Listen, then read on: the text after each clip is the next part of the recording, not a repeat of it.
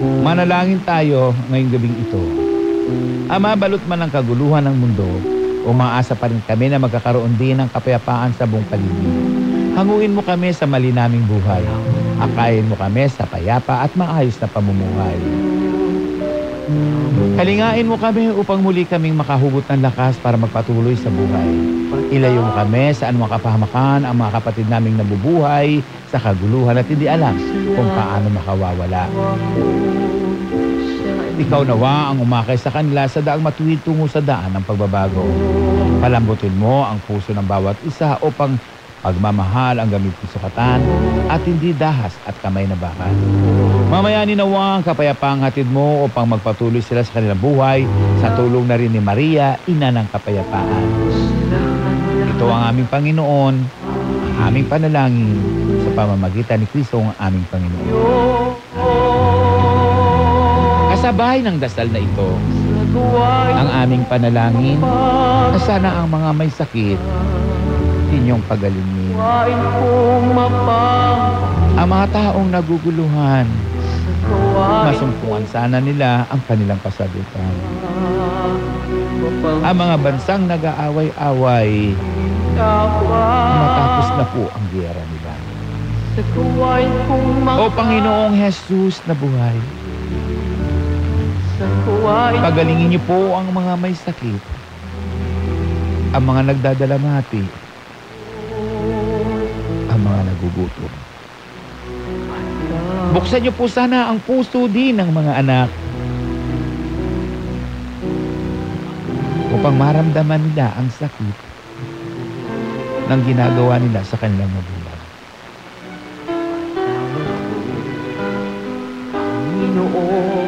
Sakit mula sa dibdib, naglalagos hanggang kaluluwa.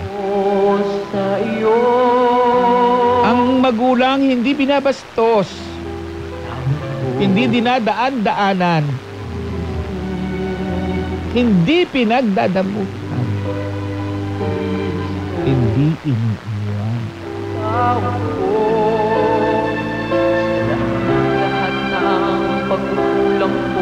Kapag si nanay, si tatay matanda na, nagtatanong, ano yun anak? Madalas tayong anak, nakukulitan. Ang kulit-kulit mo. Pero nung bata tayo, pag nagtatanong tayo kay nanay at tatay, kay lolo't lola, sinasagot nila ng maayos.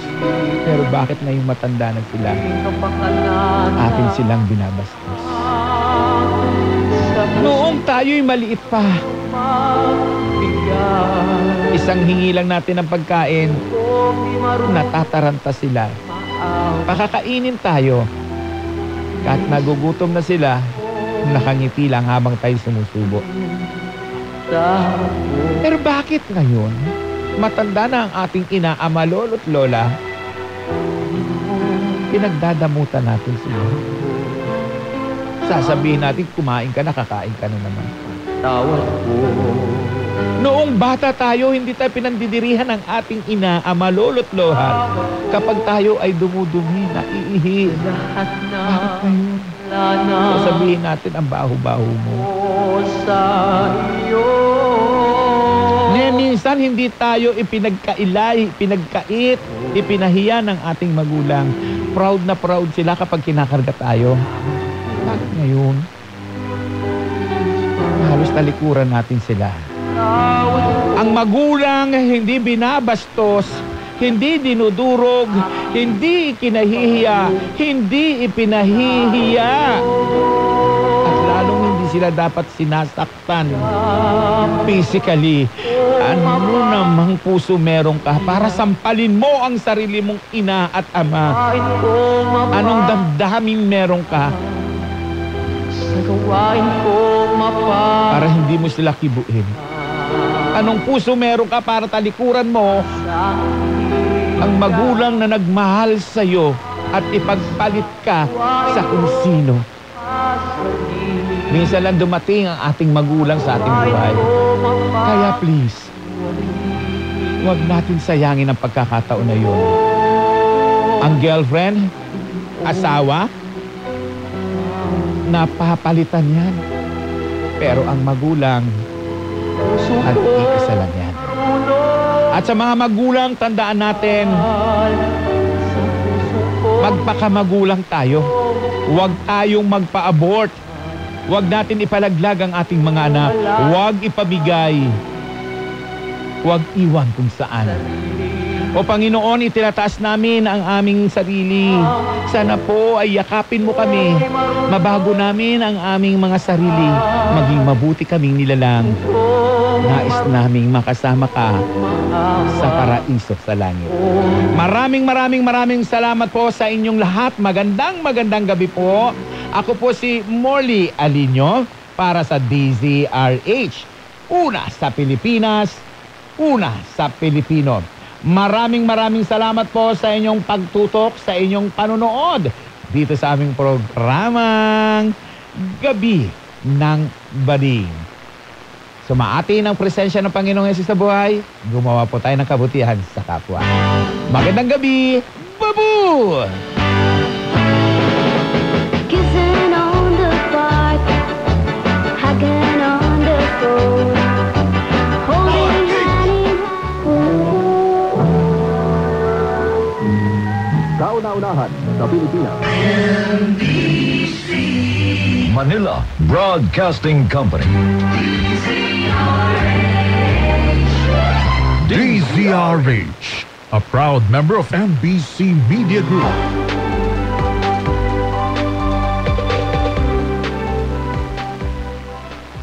RH!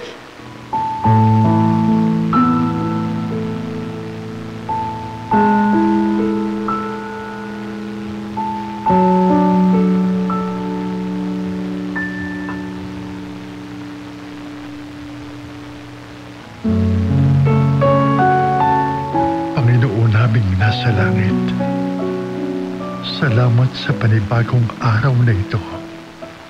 Salamat sa bagong kabanata ng buhay namin.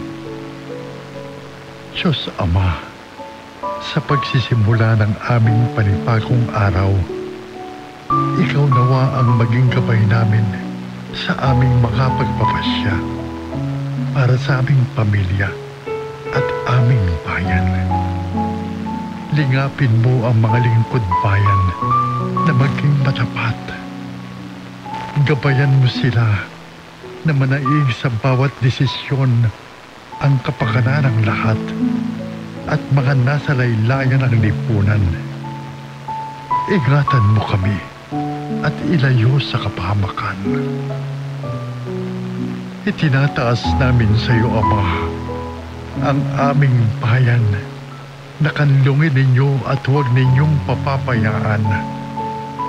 Lalo ang aming himpilan, ang kauna-unahang radyo DZRH na maging instrumento sa ikagaganda at ikauunlad ng aming binamahal na Pilipinas.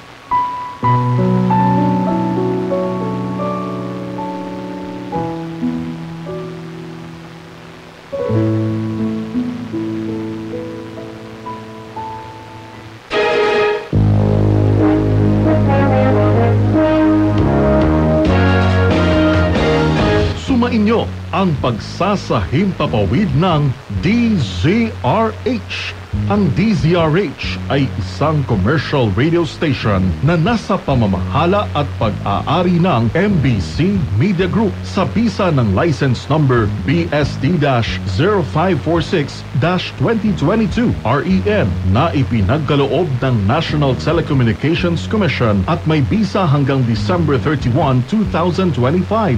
Ang DZRH transmitter ay matatagpuan sa Barangay Malanday, Valenzuela City, Metro Manila na nagsasahimpapawid sa lakas na 50,000 watts habang ang studio ay nasa MMG Building, V. Soto Street, CCP Complex, Rojas Boulevard, Pasay City. Ang DZRH Engineering ay nasa pamumuno ng mga sumusunod na professional electronic engineers: Engineer Albert M. Songco, PECE license number 1183. Engineer Tonicar A. Valdez, PECE license number 1184. At Zaldi B. Kitaleg na may NTC license number 94-1PHN-053.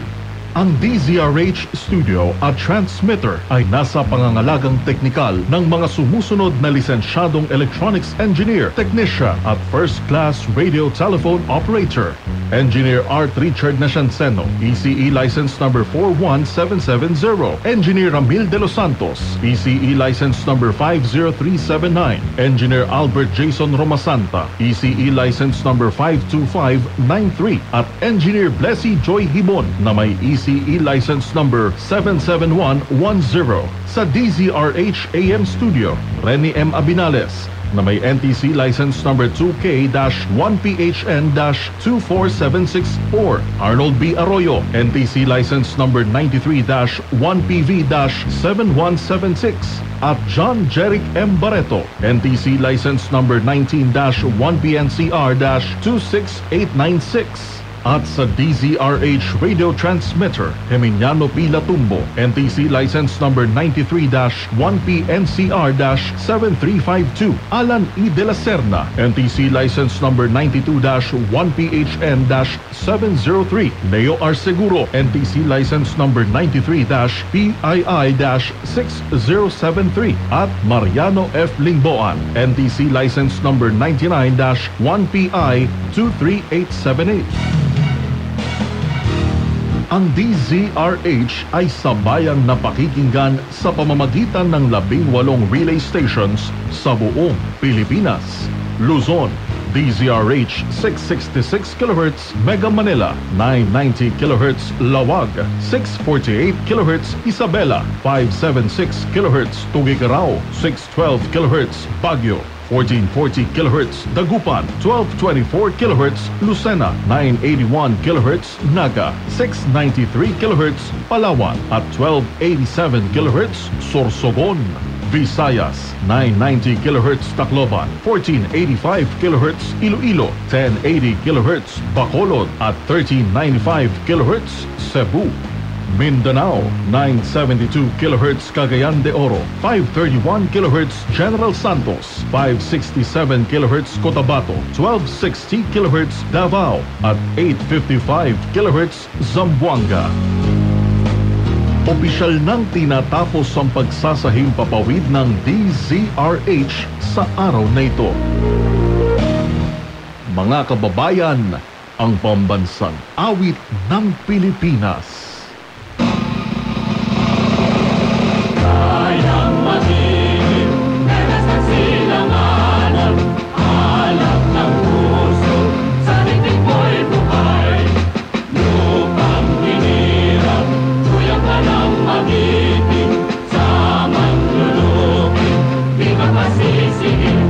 Dagat at bundok, sa simoy at sa langit mong rugaw, may gilabang tula at awit sa paglayang minamahal.